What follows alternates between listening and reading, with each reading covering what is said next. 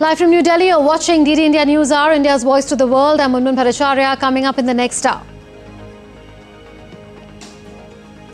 Prime Minister Narendra Modi arrives in USA on a 3-day visit packed with a series of high-level meetings and engagements.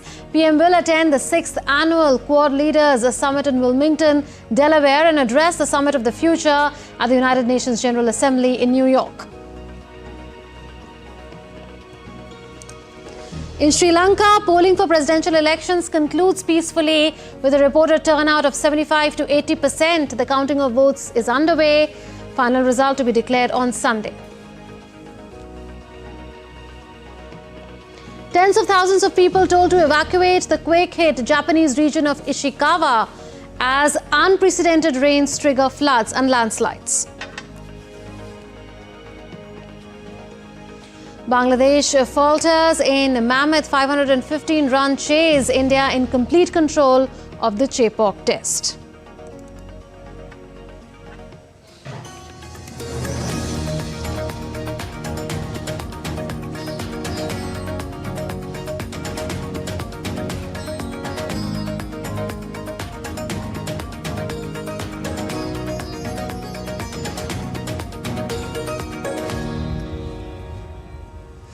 India's Prime Minister Narendra Modi arrived at the Philadelphia International Airport in the US for a 3-day visit to the United States of America to participate in the Quad Leaders Summit and the Summit of the Future at the United Nations in New York.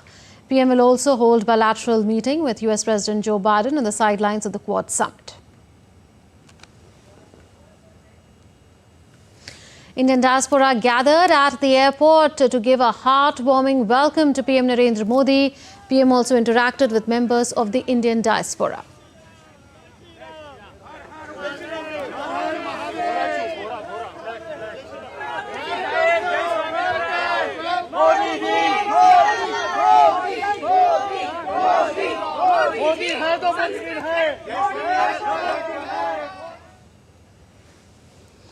On his arrival at the hotel where he is putting up in Wilmington, Delaware, PM Narendra Modi met members of the Indian diaspora.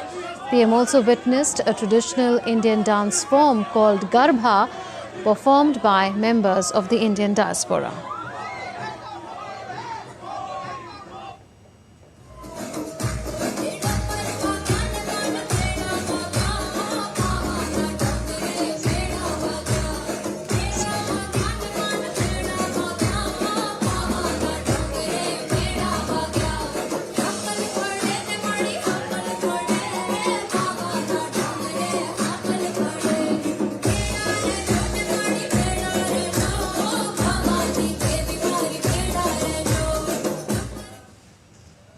As PM Narendra Modi has reached the United States on a 3-day power-packed visit, let's take a quick look at some of the previous meetings and interactions of the Quad leaders and what PM's visit has in store.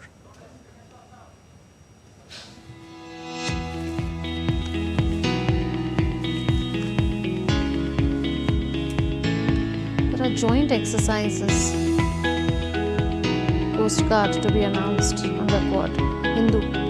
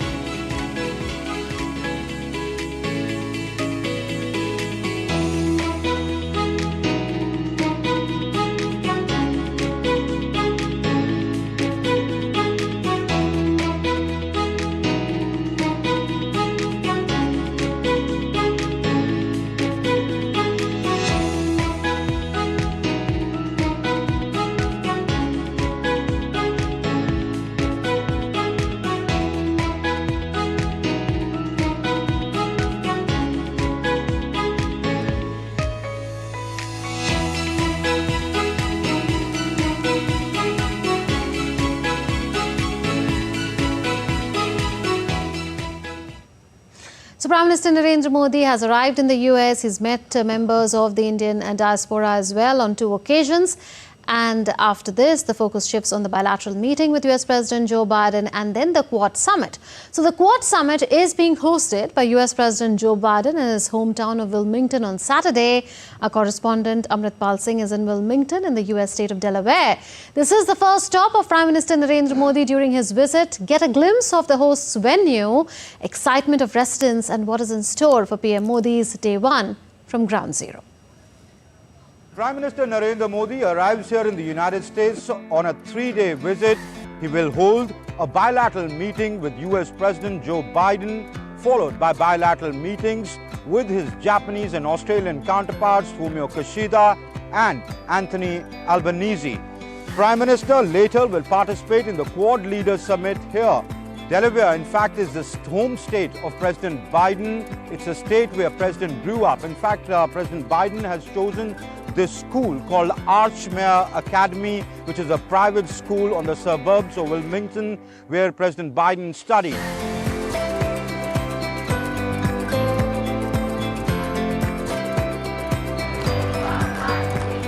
This is really awesome because this is where President Biden studied, and now such a big thing is happening here. So I'm really excited for what's going to happen. It's a big honor. It's like really a big deal to be at the same school that the President of the United States of America went to. It gives me a lot of pride and honor that my school is chosen. The 4th in-person Quad Summit will review the progress achieved by the grouping over the past 1 year and set the agenda for the year ahead to assist the countries in the Indo-Pacific to meet their developmental goals and aspirations.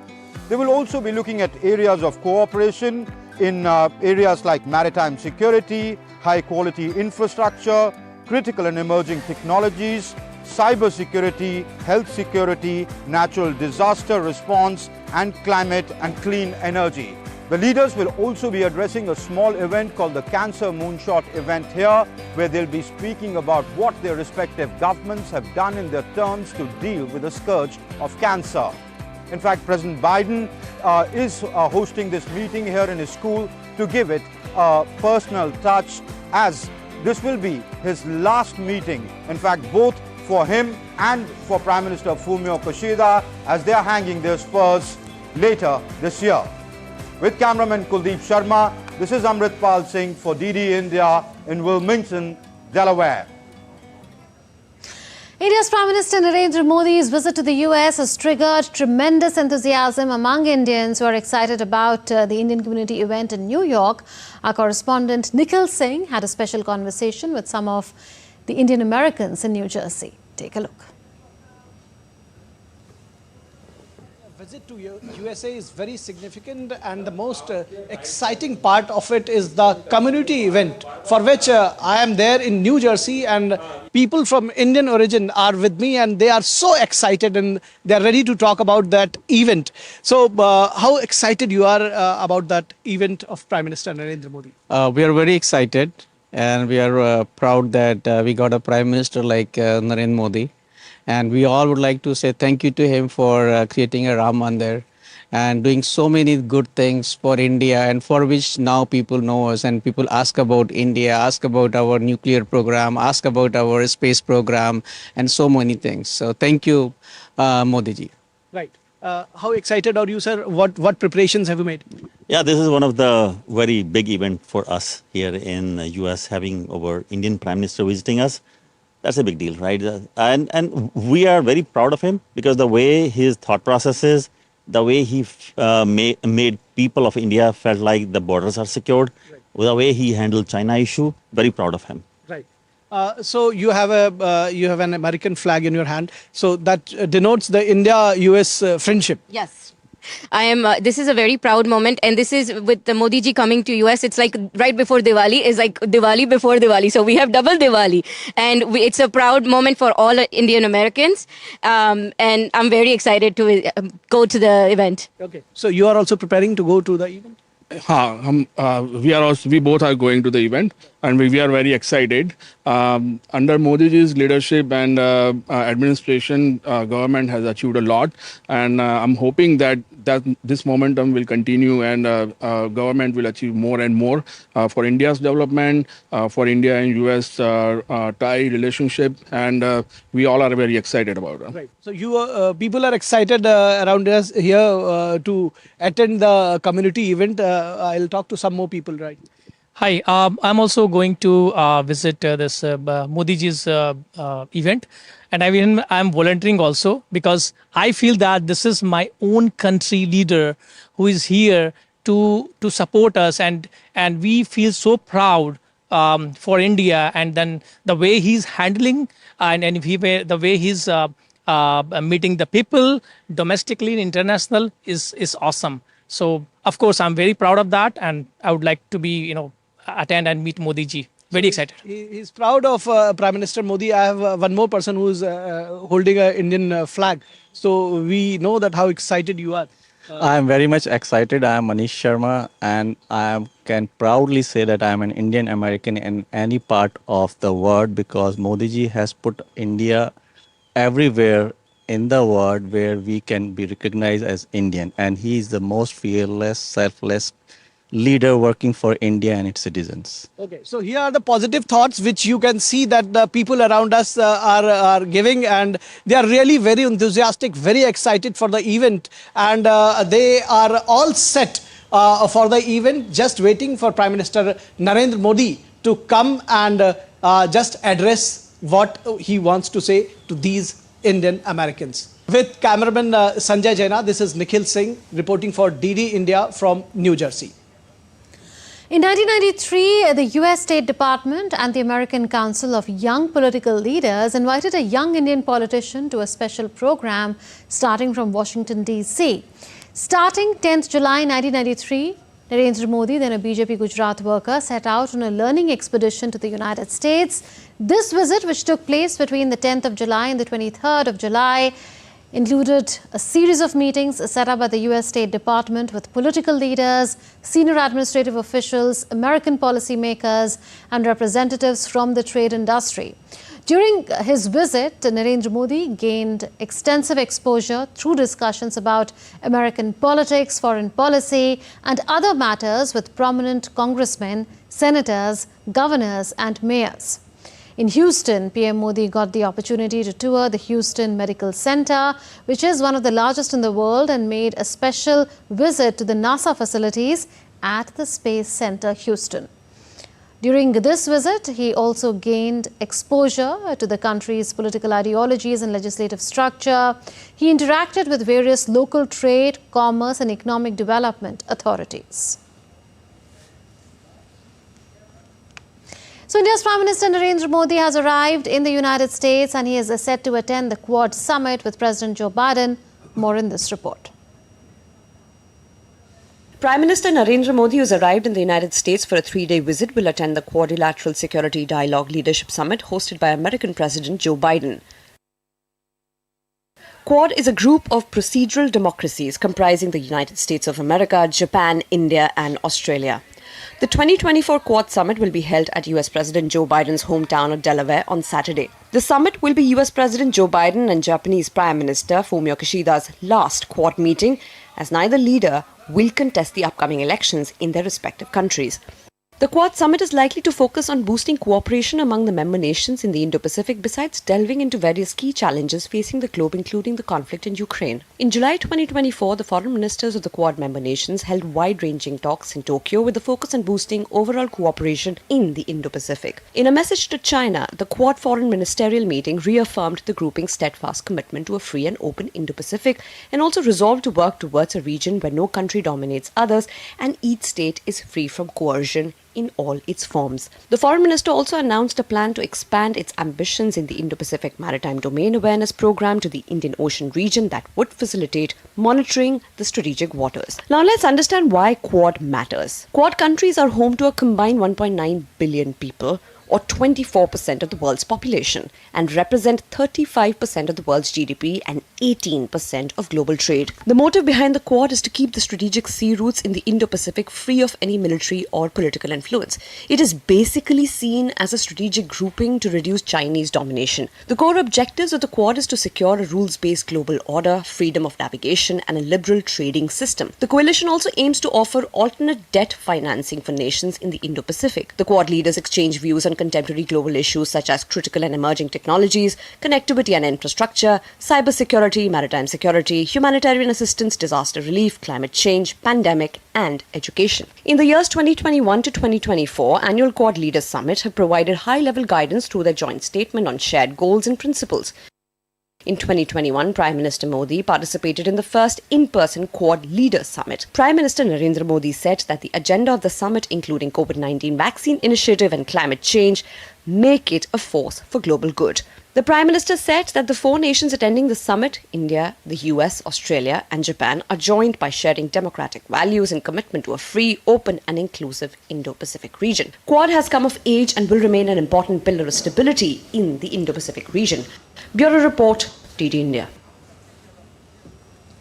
Prime Minister Narendra Modi took to microblogging site X and said it is always a delight to meet the Indian diaspora. He wrote, and I quote, "The Indian community has distinguished itself in the USA, making a positive impact across diverse sectors. It's always a delight to interact with them." At around 9:30 p.m. India time on Sunday, 22nd of September, I will address the Modi and US program in New York City. Let's celebrate the bonds that connect our nations. So Prime Minister Narendra Modi thanking members of the Indian diaspora for welcoming him with so much warmth after his arrival in the United States of America. Let's get perspective now on Prime Minister's visit to the US, on his upcoming bilateral meeting with US President Joe Biden, on the upcoming in-person Quad Leaders Summit, as well as the Summit of the Future at the UN headquarters later, and his interaction with the Indian diaspora. Two such interactions we've seen already. There'll be one on a bigger scale that will be happening as well in New York later. So joining us to discuss the same are Ambassador Prabhu Dayal, former Indian ambassador. We also have with us Dr. Ashok Sharma. He's visiting fellow with the University of New South Wales, Canberra at Australian Defence Force Academy. He's joining us from Canberra, Australia. And also joining us is Professor W.P.S. Sidhu. He is with the Centre for Global Affairs, New York University, joining us from New York. Such a pleasure to welcome all of you on DD India News Hour. Professor Sidhu, your thoughts on the occasion. We've seen the Prime Minister land there. We've seen two interactions of the Prime Minister already with members of the Indian diaspora. And up next will be his bilateral meeting with President Joe Biden. So in the bilateral context to begin with, how significant is this to your mind?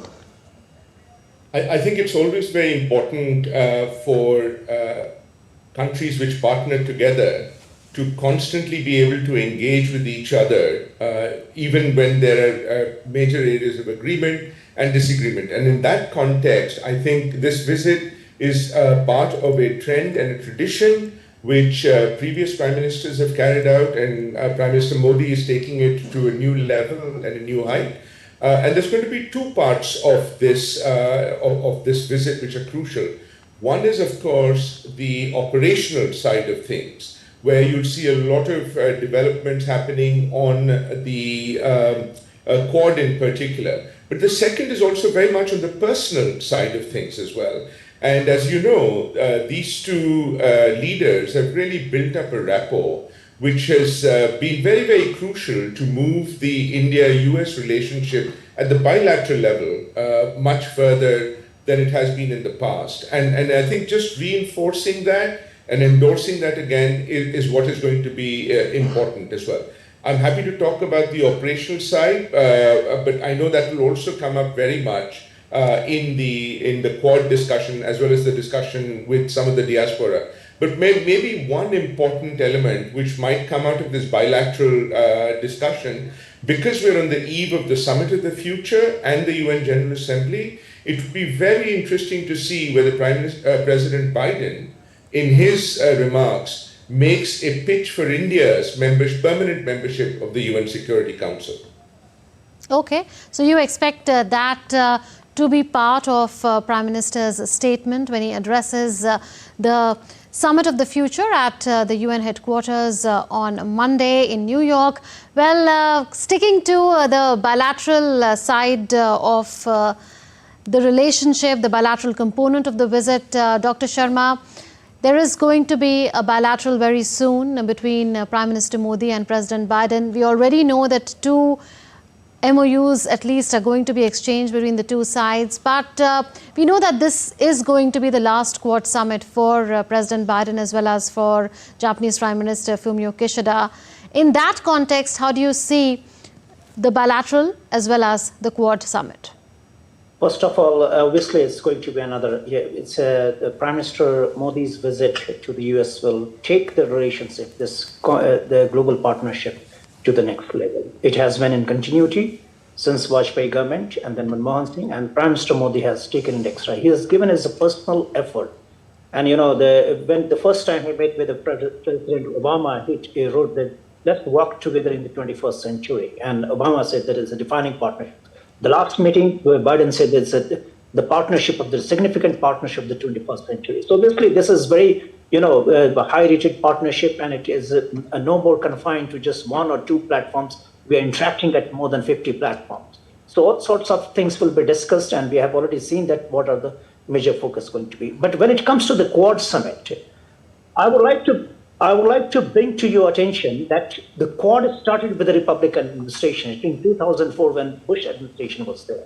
And then it was put into the backstage after Chinese departure, that it was a ganging up of all these four maritime democracies in the name of democracy against China. And that time, China was also seen as a benign power, like China's rise will be peaceful. But the increasing assertiveness of China, artificial island makeup and all that started making this, the re-emergence of Quad started happening, but not till the Obama administration. It was the Republican government, again, which Republican administration under the President Trump, that Quad re-emerged, and we saw that how the secretary level meeting was elevated to the foreign secretary level meeting, and the U.S. Pacific Command was, the name of the U.S. Pacific Command was changed to the Indo-Pacific Command, and the re-emergence of the Indo-Pacific, the emergence of the Indo-Pacific terminology, which actually started with the Japanese Prime Minister Shinzo Abe addressing Indian Parliament in 2007, where he talked about the confluence of Indian Ocean and Pacific Ocean.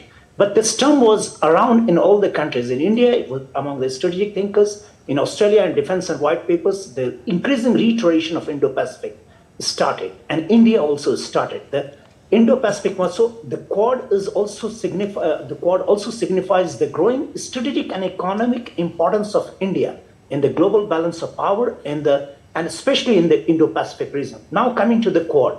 So it was the Republican administration, but the Quad continued under President Biden, and he has given a personal touch. And the last meeting of the Quad at his residence, personal touch, it was very close. And within the 100 days of foreign policy, the Quad was the Indo-Pacific vision came out of President Biden, and he took it extended it to the comprehensive level from military exercises.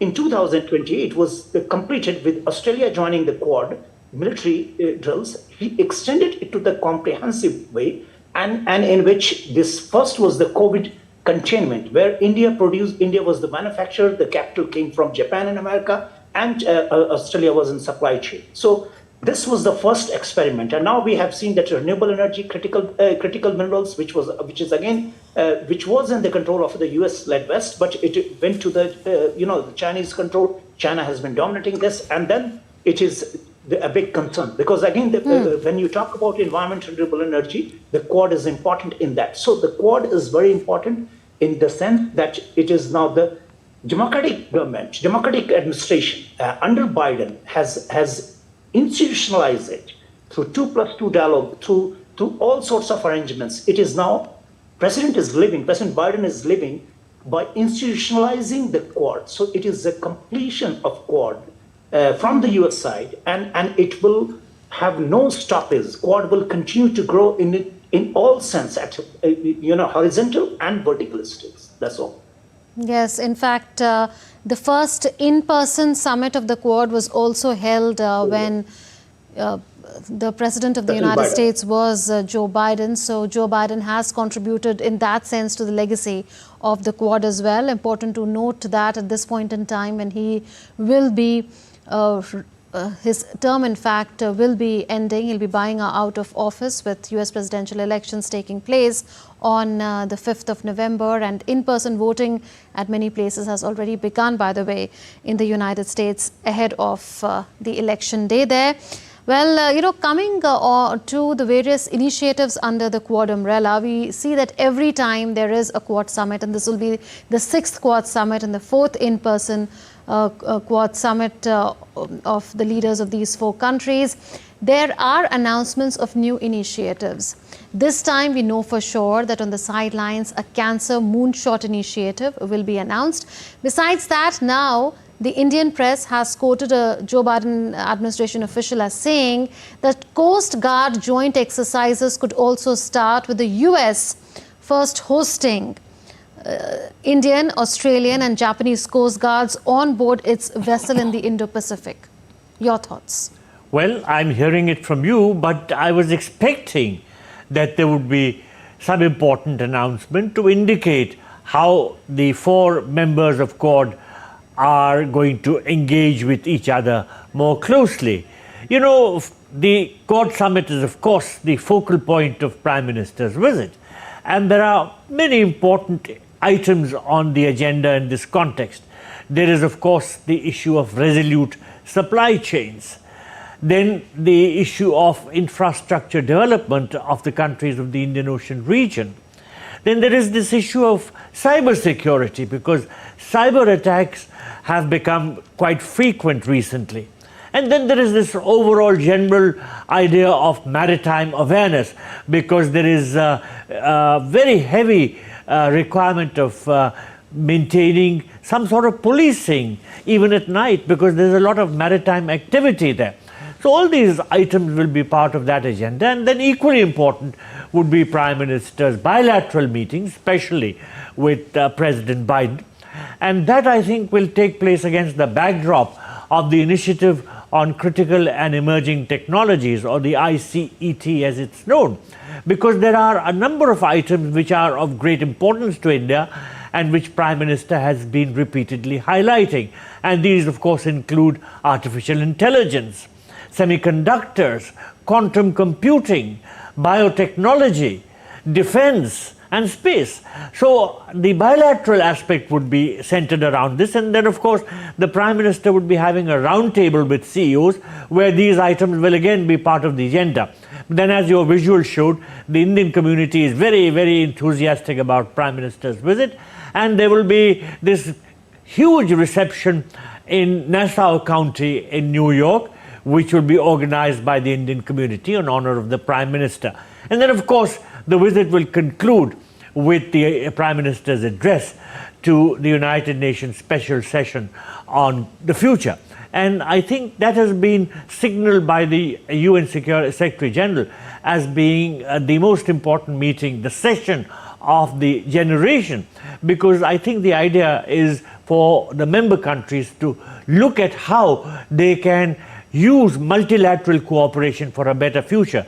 And I wouldn't be surprised, as Professor Sidhu said, that President Biden could make a strong case for India's membership, a permanent membership of the UN Security Council. In fact, many of the P5 members themselves have been speaking quite openly about the fact that India deserves to be a permanent member of the Security Council. But then, you know, the problem is China, because China is the country which is interested in spoiling things for us, and that really queers the pitch. But it's going to be a very important visit and action-packed in every sense in terms of the agenda. Okay.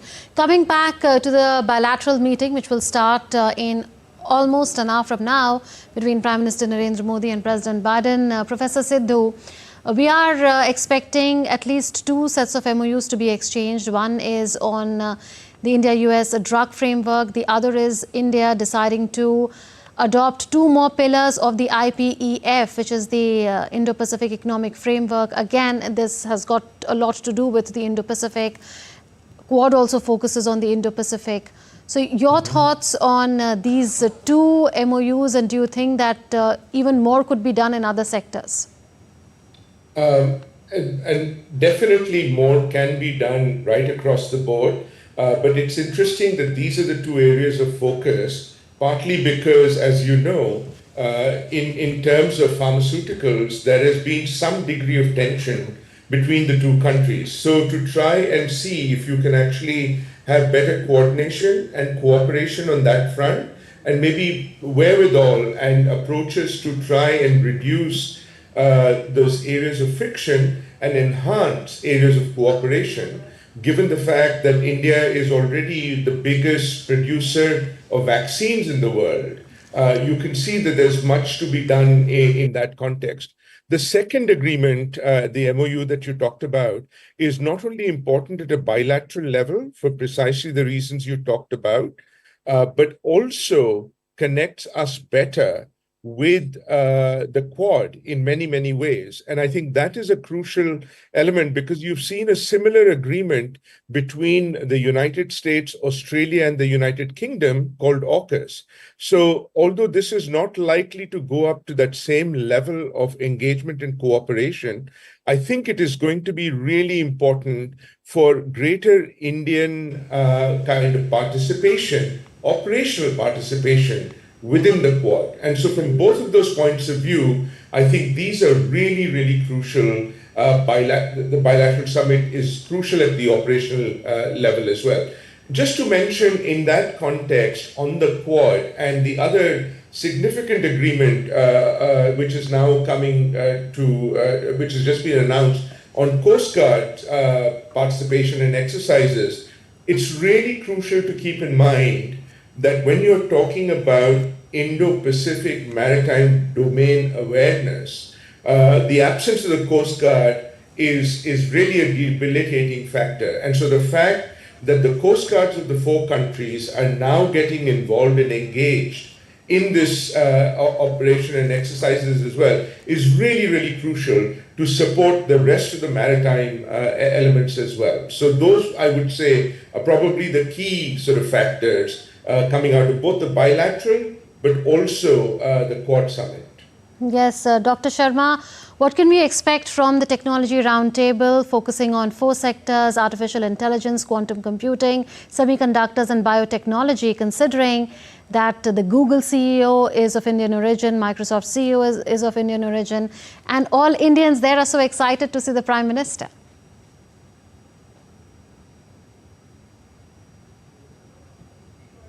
Dr. Sharma, are you with us?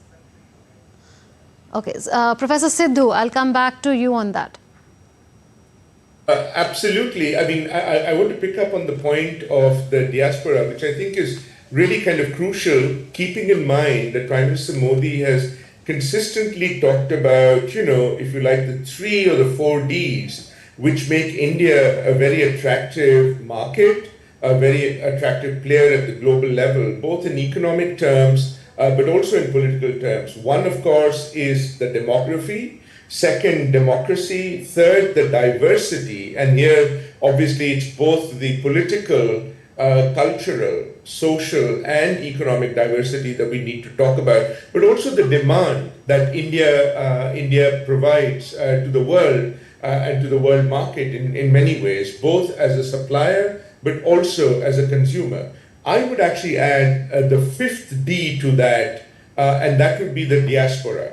The diaspora, as you know, the Indian diaspora is the single largest diaspora in the world, in the sense the number of Indians working and outside of India is perhaps the largest among any of the other countries. And so engaging with the diaspora, bringing them on board, and as you rightly pointed out, increasingly now, many of the CEOs, and indeed even the head of the World Bank, is a member of the Indian diaspora, is an evidence, is indication of how India is contributing globally to its diaspora, and also how the diaspora is going to benefit India in its ambitions to become, the third largest economy in the world by 2047.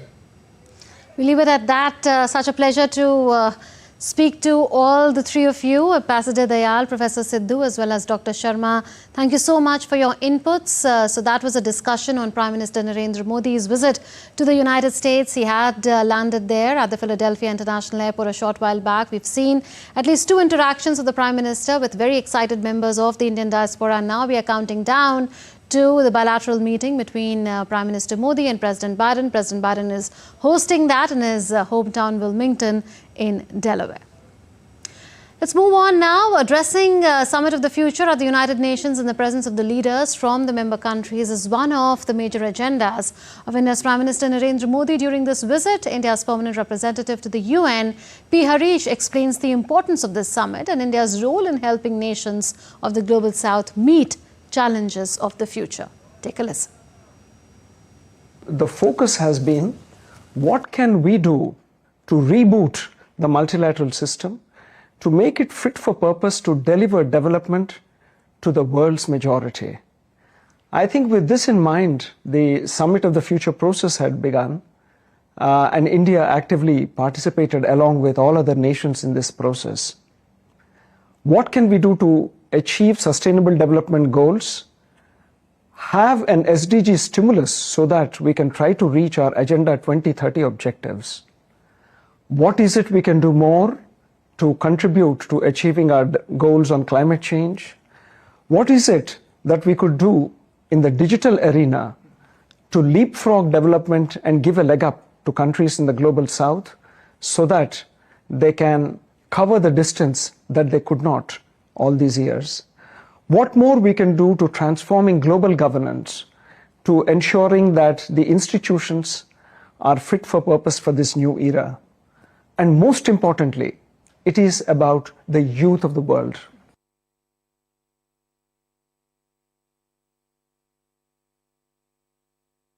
India is able to provide all the necessities for its people. When India is able to harness science and technology, digital platforms and digital public goods for 1.4 billion people, when India is able to ensure food security, energy security, and develop new paradigms of development, and be a model and make these available to our friends and partners in the Global South, I think that makes a huge impact, and that is the true importance of India. And when Prime Minister comes, I think his message would be the example that he has set India on this development process. Still to come on DD India News Hour. Voting concludes in Sri Lanka presidential polls. Counting is underway. India dispatches the first tranche of humanitarian aid to St. Vincent and the Grenadines.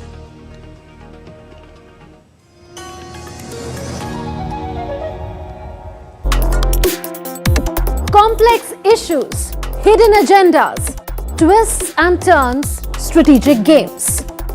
We think all dots are linked. We just need to connect them. Join me every week as I connect the dots to unravel hidden designs in statecraft, mysteries, and decode issues that matter to you. Watch Connecting the Dots with me at these times on DD India.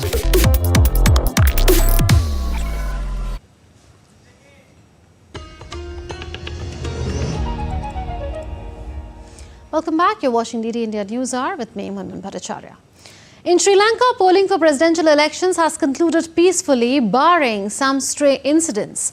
70 to 80% voters exercised their franchise in this election. Counting of votes is underway and the final result will be declared on Sunday. Here's more in this report. Millions of Sri Lankans cast their votes on Saturday in the crucial presidential election, the island nation's first major electoral exercise since its worst economic meltdown in 2022. Voting remained largely peaceful, with stray incidents of poll violations. Counting of votes began on Saturday evening, with postal ballots being counted first. Sri Lanka's Election Commission has said final result will be announced on Sunday.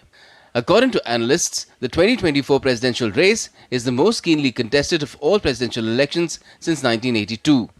The election saw more than 13,000 polling stations being set up and over 250,000 public officials being deployed to manage the election. More than 70 million of Sri Lanka's 22 million people were eligible to vote in the election, contested by 38 candidates. In a largely three-cornered fight, Ranil Wickremesinghe, Anura Kumara Dissanayake and Sajith Premadasa have campaigned primarily on the issue of economic stability, while the issue of corruption has also figured during the campaign. President Wickremesinghe claims credit for putting the country on the road to recovery. It's a turning point for Sri Lanka to get away from the conventional politics which destroyed the country and the conventional economy which destroyed the country, and a new social system and a political system. Premadasa is a frontrunner in the polls, and a win will hand him the top job more than 30 years after his father was assassinated while holding the same post. All I can say is democracy will be victorious, and for everyone to be very calm and collected and promote and champion democracy. This is the first election since Sri Lanka's economy buckled in 2022 under a severe foreign exchange crisis, leaving the Indian Ocean island nation unable to pay for imports of essentials including fuel, medicine and cooking gas. Sri Lankan presidential elections follow a preferential voting system in which a voter can mark up to 3 choices. A candidate needs to poll over 50% of valid votes to be declared winner, else the second preference votes have to be counted. Dr. Ahmed Moin Faruqi's report, Colombo, DD India. Joining us now is Ahmed Moin Faruqi, DD India correspondent from Sri Lanka. Dr. Faruqi, by when can we expect to know the outcome of the election? Good evening, Munmun. As of now, the Election Commission has said that the postal voting, the postal ballots are being counted as we speak. And the first results of the postal votes will be declared before the midnight. Meanwhile, at the same time, I should also add that Election Commission has announced that by tomorrow, we should have the final results also. While we say this, there's another development which has happened just now, that the police media division has announced that there's an island-wide curfew that has been imposed from 10 p.m. tonight, which will be applicable till 6 a.m. in the morning. Although this is merely a precautionary kind of a measure, and they've added that as of now, the entire island is peaceful, and they have advised people not to venture out unless and until it's an emergency. Meanwhile, we also are expecting that in the eventuality that none of the candidates tomorrow in the first round of counting, if they do not get 50% of the votes, there is going to be a second round of counting as well, wherein the second preferential and the third preferential votes will also be considered from amongst the other candidates apart from the top 2. So we are hoping that we'll get to have some amount of clarity with regard to the postal voting today and the regular ballots tomorrow. We'll leave it at that. Dr. Faruqi reporting from Colombo. In the aftermath of the Hurricane Beryl, India via air route on Saturday dispatched the first tranche of humanitarian aid to St. Vincent and the Grenadines for rehabilitation of settlements in the country. The aid, weighing about 10 tons, consists of sleeping bags and hygiene products. As per India's Ministry of External Affairs, the second tranche of 60 tons items will be dispatched via the sea route. Record rains in central Japan's Noto region killed at least one person on Saturday and prompted evacuation orders for tens of thousands. The rain also caused blackouts for more than 6,000 households. 7 people, including 4 working on quake reconstruction, went missing, and calls for rescue swamped the fire department. Hourly rainfall hit record 12.1 centimeters on Saturday morning in Wajima, while neighboring Suzu received an 8.45 centimeter rainfall in 1 hour, which is also an all-time high. The visuals showed brown floodwater turning streets into rivers in Wajima, with cars half submerged. The 7.6 magnitude quake killed more than 300 people in Suzu, Wajima and surrounding areas in Japan. You're watching DD India News Hour. Time now for some sports action. Bangladesh need another 357 runs to win the ongoing first test match against India in Chennai. At the end of day 3, Bangladesh were at 158 runs for the loss of 4 wickets as early stumps were taken owing to bad light. For Bangladesh, Najmul Hussain Shanto remained unbeaten on 51. For India, Ravichandran Ashwin continued his dream form, following up on the first innings 100 with figures of 3 for 63. Earlier, Shubman Gill and Rishabh Pant's stun helped India set a target of 515 runs, giving Bangladesh a huge mountain to climb to win the test. India declared at 287 for 4 on day 3. Rishabh Pant scored 109 runs, while Shubman Gill slammed 119 runs. And that's it in this edition of DT India News Hour, but do share your thoughts with us on the news of the day. You can connect with us on Facebook, X, formerly known as Twitter, and Instagram. We'll be back with more news as it breaks here on DT India. I'm Munmun Bhattacharya from all of us here in Delhi. Thanks for watching DT India News Hour. Namaskar.